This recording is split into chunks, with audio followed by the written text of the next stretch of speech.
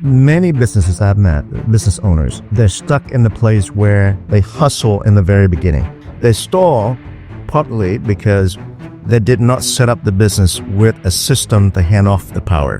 So they're still operating in the way that founders led. This nation's bottleneck is based on just them. They've never been properly exposed to modern management practices from the US, from Europe, from other nations that actually built for scale. Okay. Built for you not being dependent on an individual on the top. They have no systematic that actually can scale. Everybody is depending on them. And that's why it's been challenging for them to grow beyond. They're afraid that irreversible mistakes that can remove that $20 million down to 5 and is damaging to the whole legacy that they built.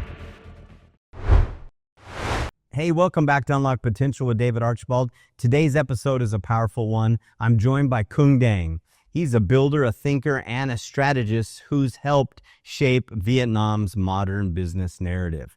From launching Forbes Vietnam to advising founders and CEOs, Cuong brings deep insights and credibility to scaling businesses and the kind of leadership Vietnam will need next. Whether you're a business owner, an investor, or just passionate about Vietnam's future, this conversation's for you. Cuong, thanks for coming and joining me today. I'm really excited. It's been a while since I've seen you. Haven't brushed paths at the kids' school for a while. I did my first podcast with you a long time. Well, that's right. During COVID. Yeah. One of the very first few. That's right. Started. It was a great time. That's right. Yeah. You know, you were a customer of mine, not only a friend of mine, but a customer of mine. And you've bought a few bikes from us, and you've joined some rides and stuff. So it's good to have you back here. But I want to really talk today about some leadership things. And, you know, my channel is really about unlocking potential in the people we lead and love. And no matter what happens in the future, you're still going to need leaders. And I think that's important. And, you know, you are pretty unique because you've been able to live in two different worlds like myself and understand, you know, business in a different maybe lens than some people do. And, you know, you've had many different business segments that you've worked in, from, you know, media, consulting, even education now. And for those listening, what do you think has been the deeper purpose or through line that ties all that together with the different industries that you've been a part of? My background is in software. So when I was in the US, I had a couple of products, software companies that I exited. And when I moved back to Vietnam, late 2017, had a few different ventures, invested in different places. Some made money. A lot of them lost money. Yeah. You live and learn. Vietnam is quite complex and also full of opportunities. But then you're coming back from a world where you believe that you know a lot. You were well educated. You go to a very good school. You had some successes, and you kind of forget that different markets, or you didn't learn the hard way. Different markets have different ways of doing business. And coming back to what you said, most recent business is in media. So I was a founding CEO of Forbes along with two other partners, but I was putting the deal together and running it for a while. From media, when I get to be in that seat, I started seeing a lot of the problems, whereas we see global media that amplifying Vietnam's wonderful trajectory, economic growth, and potentials, but deeper in these businesses are leadership problems. It's not that they don't know how to run things. It's just about building a systematic organization or charge that actually scale beyond what they can do for the last 30 years.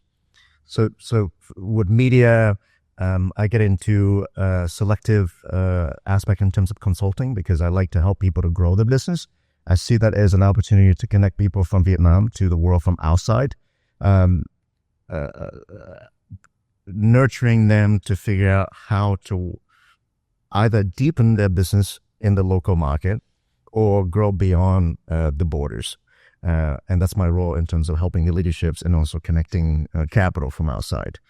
On the education business, I think they all intertwine because media is what helps the founders, the business, to have visibility, to have trust, to have credibility, to sell more. Consulting is guiding them. I'm not building this business like McKinsey or anything to make a lot of money out of it, but I think I enjoy doing that by connecting with founders. But deep down, how do we help that system to be more sustainable is through education. And that's the current business that I'm in at the moment. Yeah, that's good. Everybody's a salesperson, whether you like it or not. Yes. Even it doesn't matter what industry you're in, one way or another, it comes to sales. And I think that's so true what you were saying there.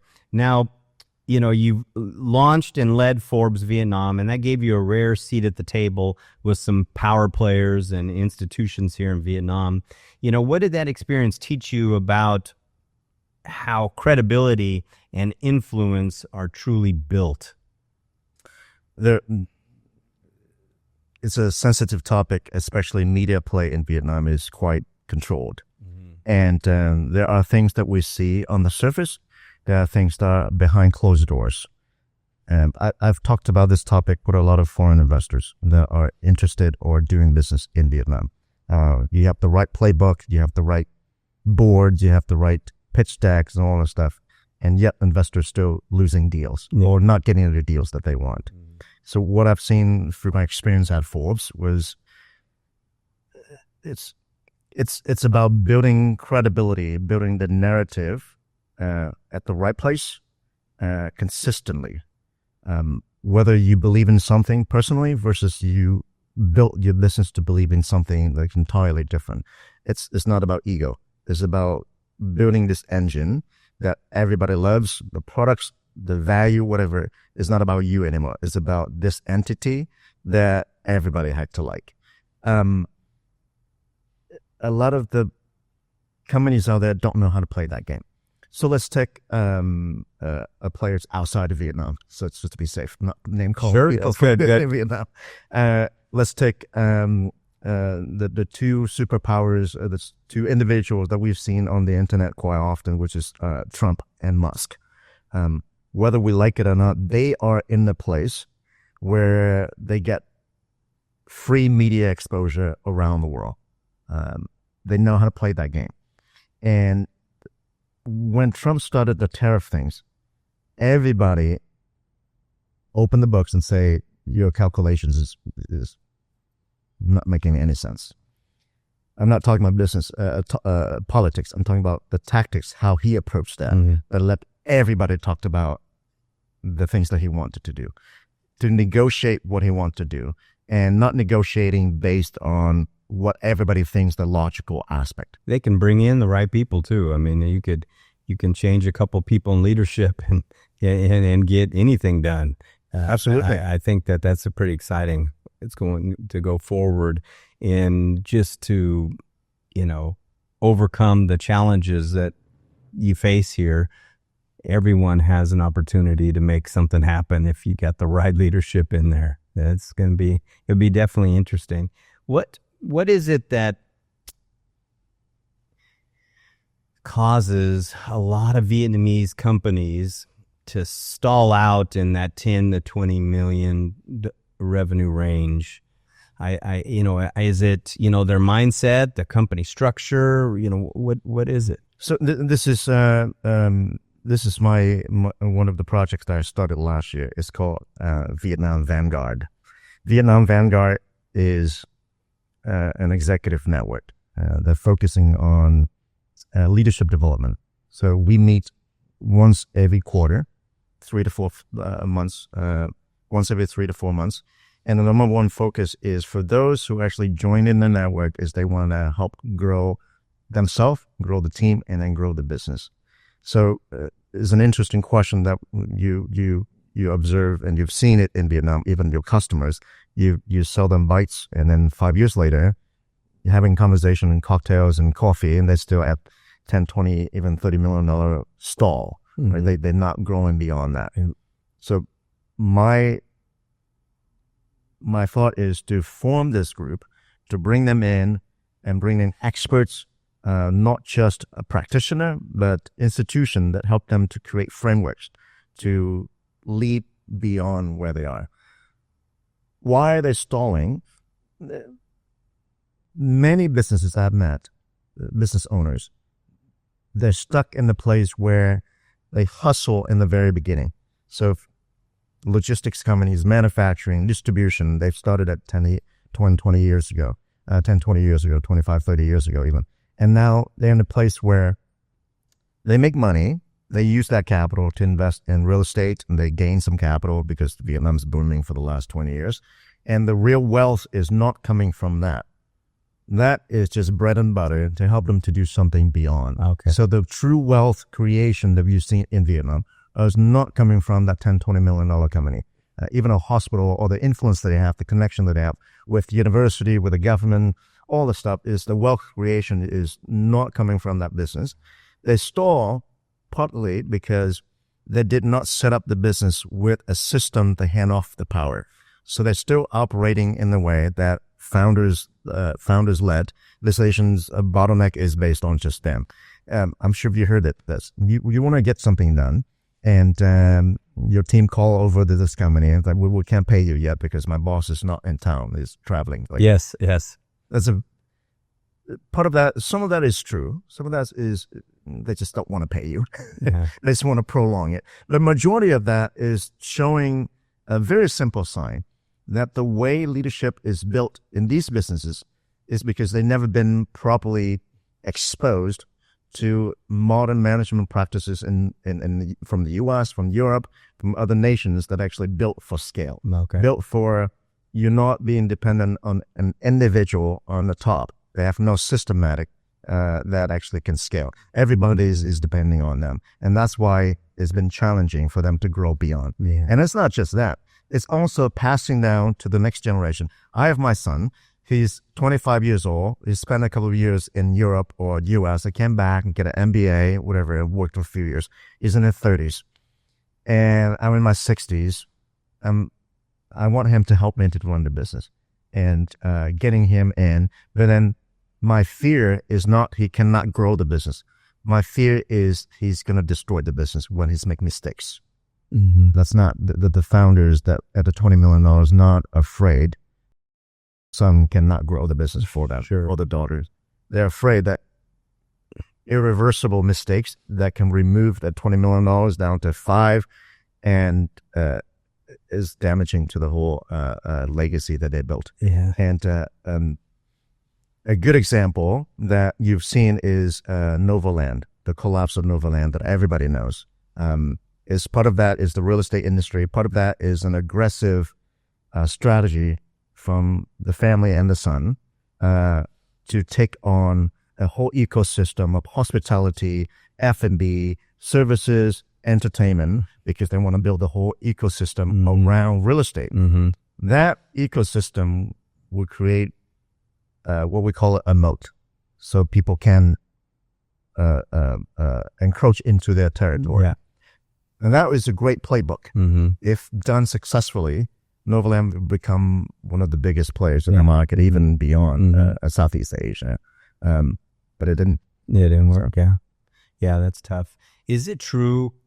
Now, in America, most of my customers were working, and I'm just working for somebody. But here, almost all of my customers are actually entrepreneurs. They're all working for themselves. Huge number of that. Is it true like 97% of people fail when they try to do their own business? And is that the same in Vietnam as it is in maybe US or other places? I don't have the real stats that significant of businesses starting in Vietnam that fail or that succeed. I would say in general, yes. I can see more in specific industry. So, for example, F&B, right? Restaurants, hotels, bars, coffee shop, Convenience stores, convenience stores, all these things. Let's take a look at the F&B industry, for example. Let's take a look at our friend down the streets, Highlands Coffee. The coffee industry in Vietnam has been booming for a long time. And if anybody knows, we look at Vietnam, so Vietnam doesn't need any more coffee chain. But that's not true, because every time we walk down the street, we see a corner street with a local coffee shop, which is great, easily accessible. But then the market of something, the structure, brand loyalty, elevated, is still very empty. So the biggest players we see Trung Nguyen, Novaland, of course, Starbucks came in. The coffee house doing okay. What else is there? There's not much of the big players out there. And then Nutri Foods trying to get in with Umbo Coffee. There are other players. But many of the players that are coming in that suddenly went away because they underestimated the amount of work and the discipline, and they don't crack the code just yet. Let's take a look at the case study we've done at Forbes was Trung Nguyen and Highlands. Why they exist, why they're successful, because they cracked the code of a very specific market that they serve, and that market is remaining strong. So middle-aged generation, older generation, they all go to Trung Nguyen and Highlands Coffee. Younger generation, they don't go there. The coffee is terrible, but actually a familiar taste, and also the environment, the design, the energy is the right thing for these audience. Mm-hmm. Now, the newer one, they go to fragmented market. The fragmented market is not a clear winner just yet, so they're still testing through time. Mm-hmm. Every time the Highlands or Trung Nguyen make a small change, it's affecting the whole thousands of stores that they have. Yeah. The new player in the market is candid. You hear the boom of candid. They're making so much money, and they're so creative. And the fit out's just cool. Every place you're like, wow, that place looks great. The fit out, the menu, and the packaging, they win the market in Gen Z. Everybody loves it. The kids love it. When we look at it, that is a test. So you think of Apple versus Microsoft. Microsoft, they won the market in terms of embedded into institution, enterprise, whatever.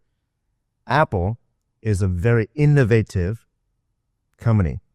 So the average consumer expectation, they don't expect Microsoft to be innovative or creative. Mm-hmm. Every year, they don't expect Microsoft to come out with anything. Mm-hmm. But every year, every consumer expects Apple to be new and innovative. And if they fail to do so, they lose the loyalty. Now go back to Vietnam with Highlands Coffee, Trung Nguyen Coffee. And then there's candid. Candid is impressive, and they're winning in the Gen Z market because they are creative. Mm-hmm. Every 4 months, 6 months, you see a new menu, a new packaging, a new store, creative design. The kids love it. But that's not very sustainable. Yeah. Even Apple with a lot of money, they can do that. But rarely we see in the market, the business plan, the strategy is exhausting for people in the team. Mm-hmm. Even your team, you tell your team to be very creative in terms of organizing trips and plans. It's exhausting because they have to win tomorrow. That has to be better than today. Yeah. The trip that you've done 3 months ago, you as the boss, as the leader of the company, no, we have to do better than that 3 months ago. Mm-hmm. That's exhausting for the team. Mm-hmm. So when you look at candid's business model, it's not very sustainable. Mm-hmm.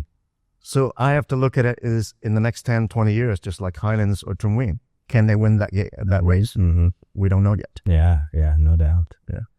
This morning, you posted something on LinkedIn, and June 17th is today's date, by the way, about the generation and silence. The silence between generations. Yeah. Now, when I read through that, it made me think about just in general, even in my own, board meeting with my staff, and, people don't even speak up, and they kind of just let things go. Why is that? Why do you see that? And what do you think? The part of that is the cultural aspect in Vietnam that people don't challenge authority. It's ingrained deeper in back in the day during wartime, right? People are resilient, committed, and devoted to the freedom of the country, and they just listen and they do all this stuff. And then the war was over, and the country reunited, and then we rebuilt the country, and everybody's playing that game as well. It's much similar to to Japan, right? The whole generation of men going to build the economy and women stayed at home, and they sacrificed the whole generation to do so.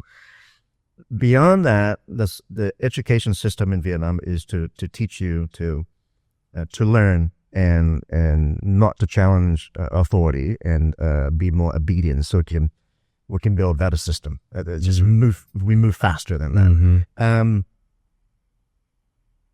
Is it true? Is it still applicable today? I don't know yet. Maybe not, because Vietnam is more open, more global. The education system that was groomed to be very effective because we were to build a generation that attracts foreign investors because of the labor force. Today, you're going to learn math, physics, and all that stuff for the next 5 years and 10 years. We're going to give the market the labor force that the world wants. Yes. Let's build the whole system. It works great. That's where we are today. And we can start seeing a little bit of that in terms of the next era of semiconductor and AI. Whereas our country, the government, is encouraging that we build more engineers for the preparation of AI and semiconductor, because we don't have that. But it's not a mandate in terms of school, which is a very positive thing that the government is doing. Why the staff in your board, in the meetings and your board members, they don't challenge that is deeply ingrained in the education when we grow up. And then when we transition that into family dynamics, the generations that actually built, the Gen X that built through scarcity, built through without having a mentor, without being educated in the Western world, they made it happen. They're like, well, I didn't have what you had, and I can still make it happen. And now the transfer of knowledge is not there because they don't know how to articulate and create a framework that can transfer that knowledge. And then from a cultural perspective, the kids are not going to challenge the parents in front of people. Not even at home, or not even in the boardroom. And that's why they both agree in silence. They never can challenge the teacher. You can never challenge your boss. You can't challenge your parents. Can't challenge the police. And that's, very, very inbred into how things work here. And I liked, I was educated in the U.S. and I liked the approach. It was, I think we combine the cultural sensitivity from Vietnam and the openness aspect of the U.S. education is borrow what the U.S. has to offer, the educations. Like, if there's something not right, you have the right to ask, to challenge that topic, that subject. But then you can borrow this cultural sensitivity in a way that I can figure out how to approach that in a very respectful way. That's right. We've never been taught that. That's right. And when we go to America, they don't teach that, because why would they teach that? They don't understand Vietnam, and it's not the course. They just say, well, this is a free country. If someone said something wrong, you can say it is wrong, and then you challenge them. Respectful, of course. In Vietnam, there's delicate balance of how to deliver that, not losing face, not appear to be very disrespectful. And face saving and face buying are the two extreme currency in this market and across Southeast Asia. Correct. Not a lot of people understand that. That's something that took me a while to figure out exactly. Now, today you're working across several different ventures, and when you zoom out, what are the patterns that you're seeing, maybe, or blind spots that Vietnamese business landscape has right now?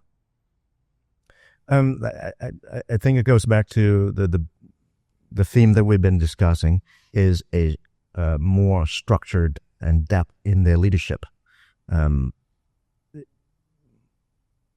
Beside doing these things to make money, I like to make more money, but I also like to help to see business grow, the economy grow, and my ego is to be in that space that I can help people, and I feel better about myself.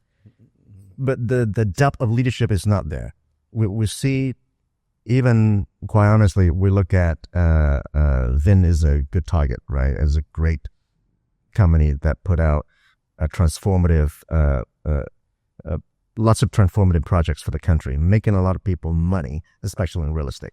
Wherever Vin goes, many people make so much money. They put on a lot of land, they put on a building, and many retail investors, they make so much money. And I think they've done tremendous for the country, and he's done tremendous for our country. Whereas we all know he's the man to make a decision. Not everybody around him. There are layers of great soldiers, but we know that's the depth of leadership is not dead yet. And Enver is still young, so he's not. He's not too worried. Yeah, he's in his early mid-50s, so he's not worried like Mike Ling from Vietnam Milk is about to pass on the baton to the next generation. Yung from P&J is also, enabling the next generation to run the empire. There are some players that are actually doing that, and there's some players that know that I still have time. So it's just in their nature. I want to be in control, so I'm controlling it. And the missed opportunity for us as other individuals, we're not being groomed to ready to be received. And if anything, anybody that you talk to working for Vin, they pay a lot of money. You are well taken care of. Your family, your kids, everything. The only one thing that you're not walking out of that is running another company, is the leadership gap, because you're not receiving that. You're working as a soldier, but you're not. I'm pioneering this initiative. I own it, and I'm going to run it. So when I leave this space, I'm going to go run another company. You rarely see that. Yeah. When I first moved here and I was trying to find, managers to run my, departments. And I asked a good friend of mine, Vietnamese man, a business leader, and I said, man, I can't find any, good people to really run these departments for me. And he's like, well, they have their own business. That's why, it's like, the people that typically would be really good managers for you in U.S., in Vietnam, typically own their own company and are running their own thing. So that's definitely something that's much different here than I see outside of, Vietnam is very entrepreneurial. You've been here long enough, everybody, the famous quote that I heard, I can't remember from who, that entrepreneurs are so stupid. They're stupid enough to know that they can do anything and everything. Yeah. But they're also smart and courageous that they never give up. Yes. So throughout my time at Forbes, I met so many financially successful businessmen and women. It's not because they had a PhD in computer science or in space exploration, whatever. It's the ability to focus on the vision and the ability to know how to move around to arrive to the decision, the goals that you want. It's not, I'm right and you wrong. It's not that black and white. Yeah, they don't have to be very smart. Yeah. They don't have to look smart. They have to know how to run it. And many people, extremely well educated, scholar, many people I met, they don't have that mindset. Correct. I think that it comes down to the way you look at a problem. I think that if you look at a problem as an opportunity and I can find a solution to this problem and we'll focus on how we can solve it, those are the people that make it, other than, oh, we got a problem here. I don't know what we're going to do. Look at this problem. Oh, this is going to cause this problem. And they focus on the problem and not the solution. That's true. Yeah. It's easy to go and dig deeper into our problems because we tend to understand the root cause of things, but we wasting a lot of energy. We're exhausting our time and energy in terms of exploring what are the possibilities that we see on a positive side of it. A human being, they don't. That's right. Yeah, exactly. So they has to be trained. Yeah. And go back to, the topic you touched a little bit earlier on in terms of, people who are smart, talented, they have their own business here versus they go work for somebody.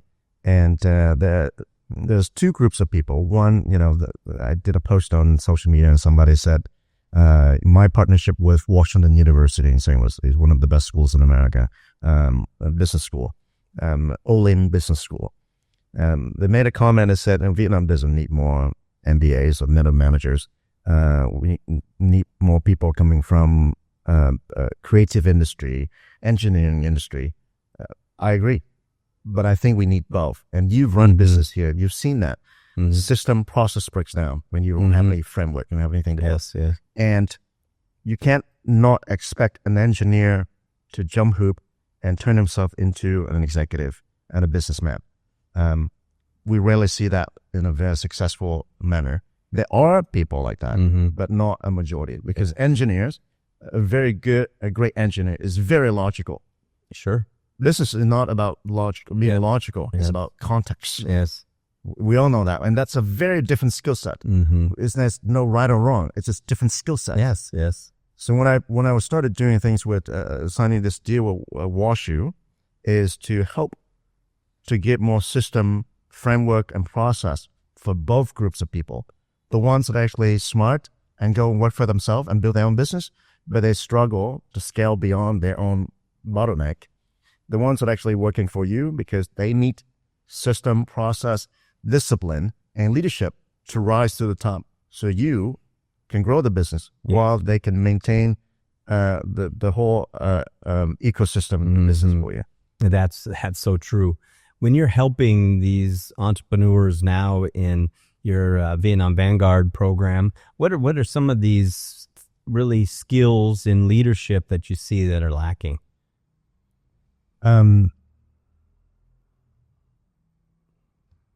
That quite a few. In the members that I've seen, many of them hitting. There's two groups. One is through my personal relationships. There are large enterprises. They lack the framework, the imagination for a creative breakthrough. So I talked about this for my last event. At least not yet. So there are large organizations in Vietnam, including Masan Group, TTC, P&J. They done tremendous. They have tremendous success in the past, and especially Masan. Masan is doing extremely well. I think they're about $150 million, $200 million about 10 years ago, and the revenue. And today they have more than $4 billion. Yeah. 10 years is growing crazy. It's amazing. And their executive teams are young. So both Michael and Danny are in their late 30s, early 40s. It's super young. Which company in America you can find that like running billions of dollars that is a 30-something-year-old kid? It's very rare to see. In Vietnam, you can do that. But this group of individuals, my thought to them is, okay, now it's the systematic things that you built for the last 10, 15 years. The challenge is to go beyond that, is how can we get Vietnam, these companies, into the global Fortune 500? That's the challenge. I don't have that framework, and I'm not going to pretend I have an answer, but I do believe that it comes from bigger thinking, from large consulting company worldwide or very well-respected higher ed institution like Harvard, Yale, Washington University, and St. Louis Olin Business School. All these schools can help to give them something bigger to think. Yeah. They can only give them the framework and the foundation. They're not going to give you an answer. Then the other group, which is 10 to $50 million range, they hitting plateau. They're hitting the problem with growing beyond themselves. This is the founder problems. This is the bottleneck. They don't know how to grow beyond that. Yeah. Because they make so much money because of the economic growth of Vietnam. I have this startup, not only the SMEs now, they're in the $20 million revenue range over the last just 7-8 years. And they grew beyond the founder. And he doesn't know how to do beyond that. He doesn't know how to build a management team, a leadership team. He doesn't know how to build structure around it. It's just like hyper growth in this business. And the business grows beyond him. So for an engineers, for people with technical mindset, a good example that I give them is you have to look at Google. The two founders of Google, they dropped it. They say, I'm not here. I can't build a business. I'm very good at creating this amazing product, an amazing company. but I hire Eric Schmidt to come and be the CEO to run the show. So yeah, so they can make it better. Yeah, I hear in you what you just said right now. I can just hear John Maxwell talk about the law of the lid. You know, your company and your people are only going to grow as high as what the leader has to offer, and you are basically, as a leader, you're there to give and help the people around you. And when you don't have it, you can't grow them anymore. So being able to realize, I think, number one, if someone reaches out to you, they're already ahead of the game, because that's the main game, is to understand that, hey, I need some help. And then number two is I need to learn more. And I think that's hard for some people. They think they know it all. They've done everything. What else can I do? No. Yeah. And when you reach in and have somebody say, "Hey, have you thought about that?" And here, let me teach you this. Then wow, that can really open up a lot of opportunities for people to really grow these businesses and be able to hand businesses over to the younger generation. You can't give what you don't have. Absolutely. Yeah. Absolutely. I think letting go of control is quite challenging. It's a universal thing for everybody. Yeah.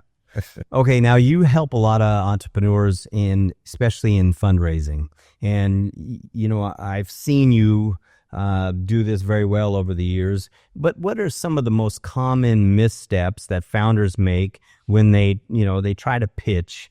And, what could they do differently maybe to attract the right investors? I don't run a fund, but I do have an investment syndicate, which means that I create, every time there's a deal, I invite selected group of people that I'm backing the deal, and they come in with me. So we set up a different entity, and that entity holds shares in the company.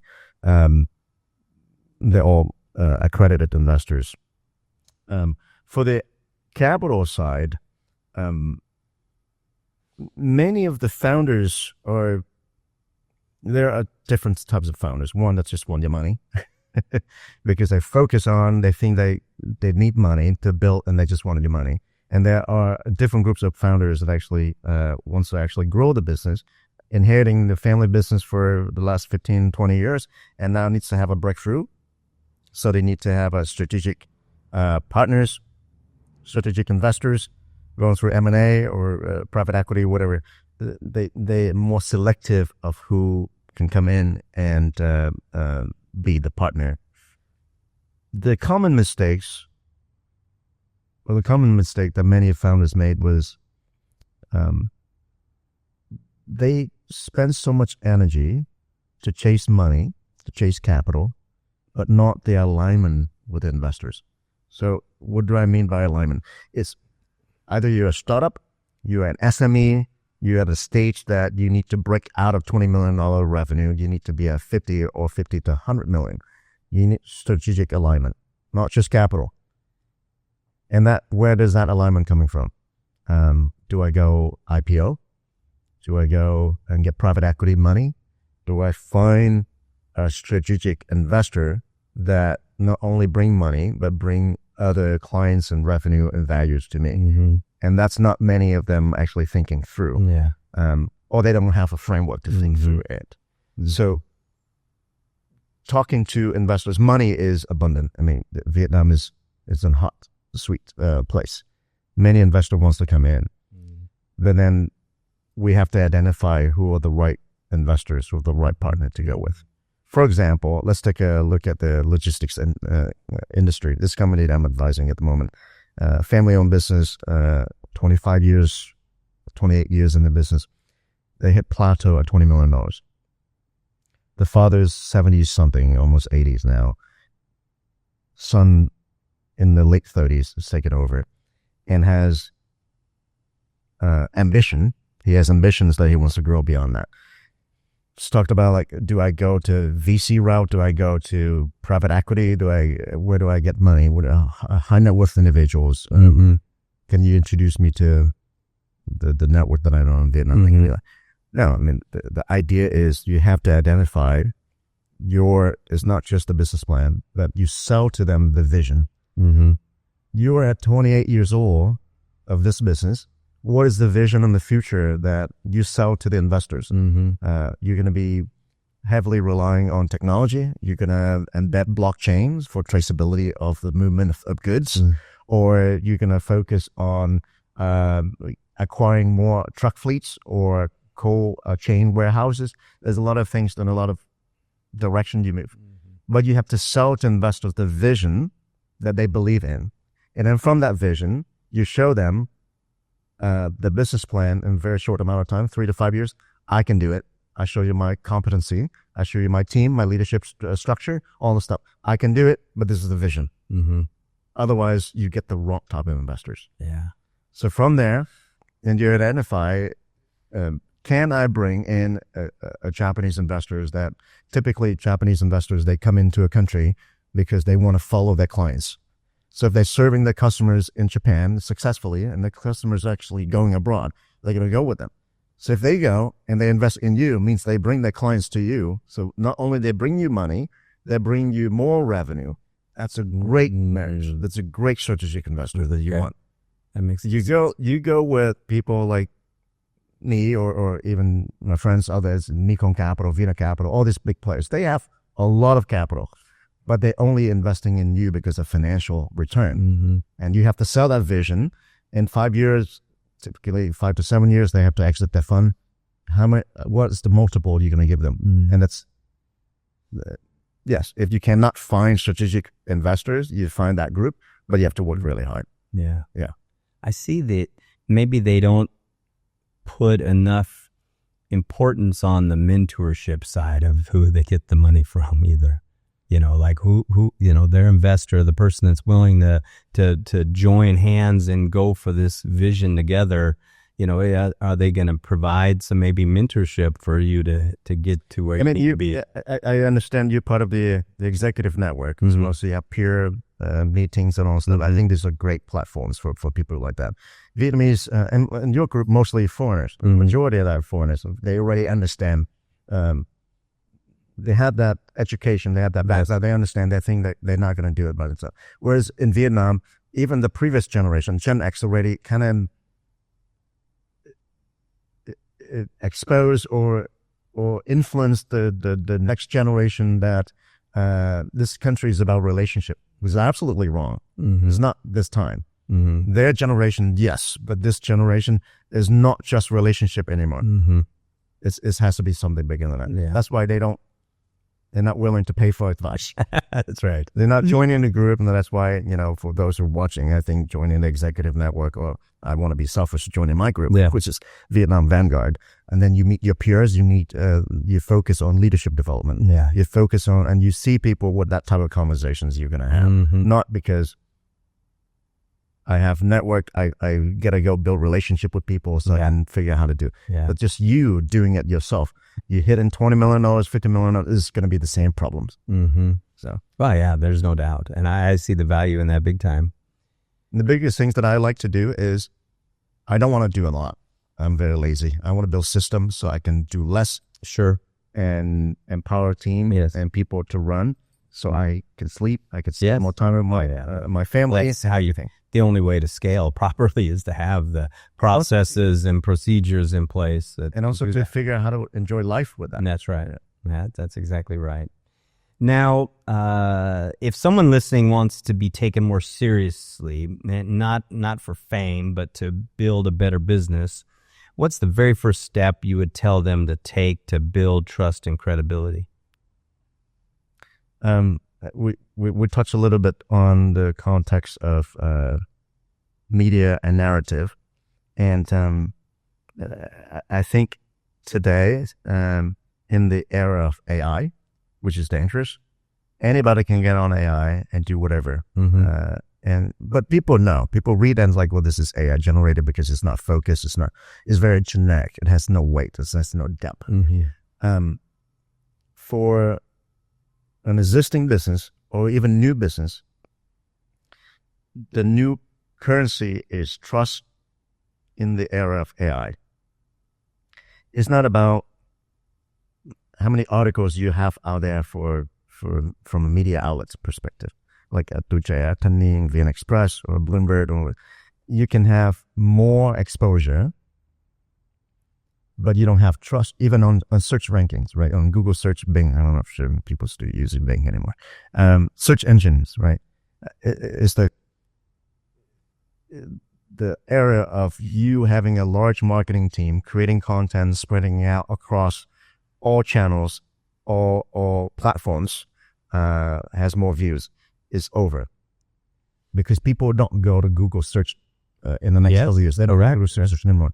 They will ask AI, because AI don't give them a list of search ranking. They give them answers, and you have to influence AI's algorithm to give you the answer, to give them the related good answers. And the only way to do that is through credibility and trust. Yeah, it doesn't do ranking like that. That's anymore. right. It does the real thing that David is running this Unlock Potential podcast because it has depth in content. Then he rises to the top. It's not because it has the other guy can do content everywhere. It does not have weight. Yeah, that's great. So for those who are starting today, is a new business or an existing business, I think it's important to understand your narrative. You have to have a strategic narrative about what do you want to be known for in the next 12 to 18 months. And this is what I do consulting with our clients. One of the clients that I'm working at the moment is it's a tech company, but they have a platform that are powering the gig economy. So they create a lot of jobs, side jobs, but do they want to be known as an AI tech platform so they can get more money from investors and better valuation, or they want to show more reality of how much revenue they're generating per year, cash from the gig economy? But that's not showing the potential, the real potential of the business, because the real potential of the business behind is the AI engine that can power other things in the business model. Now, identify that strategic narrative and go build content, build weight, build trust, build depth. And that's how you win. Yeah, that's really good. I like that. Hey, you want to fix this light, or what happened to it? I don't know. If the light went down, right? Just pop it. Oh, it just changed the color? Yeah. All right. When he gets back, I want to talk about what you have going on with this college in U.S. All right. And that comes into Vanguard, right? That's how it all works? Or Vanguard? Vanguard is a platform for it. Okay, Yeah. okay. Yeah. Are you ready? All right. So we cut that part. All right. Okay. Now, Cuong, I'm really interested in your relationship with college in St. Louis and how you're bringing that to help Vietnamese executives or people here in Vietnam. Explain to me how that works. So for a long time, executive education or graduate level is not being focused as much. But in recent years, you've seen a lot of programs being put out, and a lot of friends that I met and went through my Forbes Day, they all go to different schools in Vietnam. They're busy, they're running the business, and they want to grow the business. They want to be around with their family, and then the job. They didn't want to take 2 years to go to the US or to Europe off and then just do that program. And I think Vietnam is sexy enough that many people are coming here and they want to stay. And when I went back to St. Louis, one of the best schools there is called Washington University in St. Louis. And they ranked the top 15 in the U.S. in the best universities.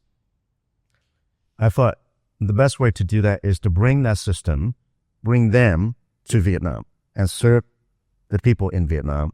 And potentially after a few years, we'd do Southeast Asia. The reason why is I don't want to slow down the growth. The risk is taking people outside of Vietnam. They're not coming back. Yeah. I mean, I'm a good example. I didn't come back until almost 20 years later. Yeah. Which is my chance, but it's not because I saw that and I'm coming back. Maybe other will see a lot of opportunities. They do that. But there are many wonderful countries in the world. There are many opportunities. When you settle, you make a lot of money, you feel taken care of. There's no need for you to rush to go back to Vietnam. That's the risk of taking people outside of Vietnam. So bringing them, the school, WashU, to Vietnam, bringing the program to empower leaders here to have more sustainable growth, more structure and their leadership. And that ties into what I'm doing at Vanguard. I've seen the gap there, and I don't want every time that we meet, I bring in what I call a practitioner, which is CEOs of Intel, Heineken, P&G, Unilever, whatever. They're all very successful people, but we need both. We need faculty. We need people that understand the structure, and that we need practitioner to challenge the theory. So that's why I want to marry these two to start with Vanguard. Wow, that's really good. Yeah. And I can see how that would be very beneficial for somebody, since, you can't just go to Harvard Business School for a couple of years and leave your job to go handle that while you're running one of these companies. Now, that's really good. I like that a lot. Yeah. And we all know that is I don't want to estimate the ideas of we have to be in the system, because you can be from you can get a PhD degree or master degree from Harvard, Yale, Oxford, but if you're not embedded into the system here, the culture here, it doesn't guarantee anything. Exactly. And what's better way to do it is bringing them here and let them. The materials can be influenced from the school materials can be influenced by the local market. So this become more realistic and practical. That's really good. I like that a lot. I think that's you definitely found a gap there that needs to be worked on, and I also want to make a lot of money from it. No doubt, exactly. That's how everything is. All right, now my show here is about unlocking potential in other people, and as a leader, I think that you do that very well. You're always looking to try to help somebody else. Yeah, sure, you want to make money at it, but at the end of the day, if they're successful, that's even better for you. Let's fast forward like 30 years from now, and your children find this video, and they're going through and they see Dad up there. What can you say to them, how you feel on how they could potentially unlock their own potential they have?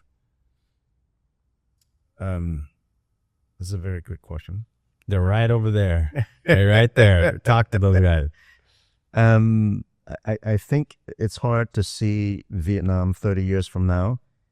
Everybody knows it. Vietnam's for the last 2 years going through an interesting transition, right? Most recently in this consolidation of provincial level of 63 to 34 helps to optimize with the system, and the country would be better. We look at, South Korea, Japan, Taiwan, Singapore, all these major players in the region, and we want to be like them. But I don't think Vietnam found what they're very good at just yet. You've seen in the news, we shake hand with NVIDIA. We're doing things here and there with semiconductors, AI, and high-tech manufacturing, but we're not ready. We don't have the labor force. We don't have the education. We're not ready.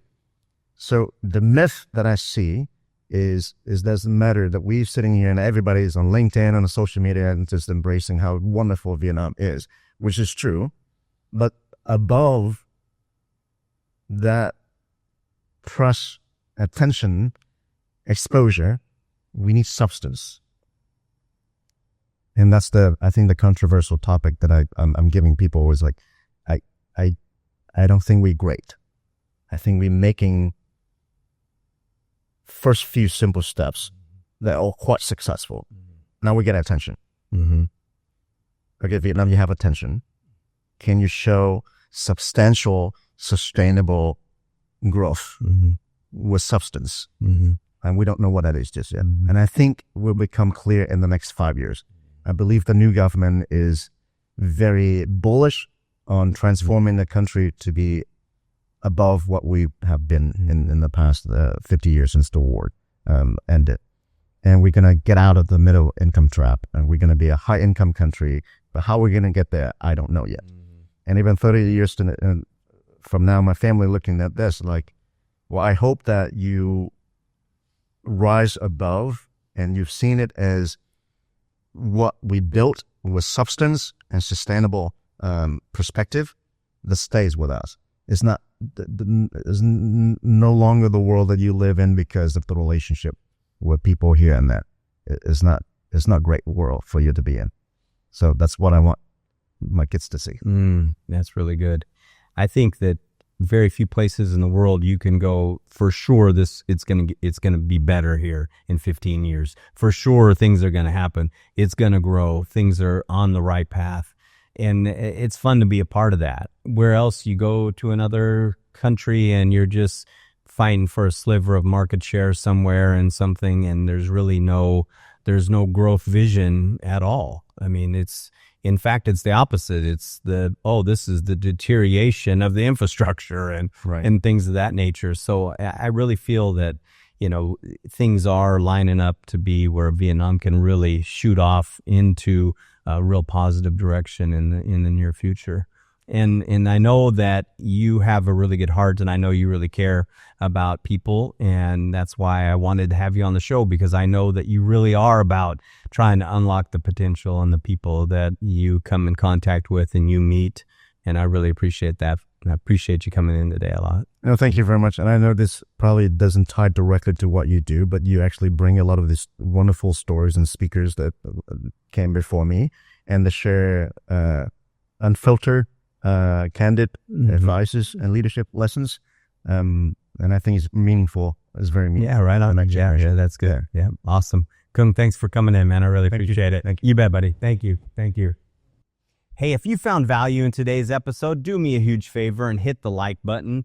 Leave a comment with your favorite takeaway and share this with someone who needs to hear it. Now remember, unlocking potential starts by asking better questions of ourselves and the people we love and lead. Thanks for joining me. I'll see you next time on Unlock Potential.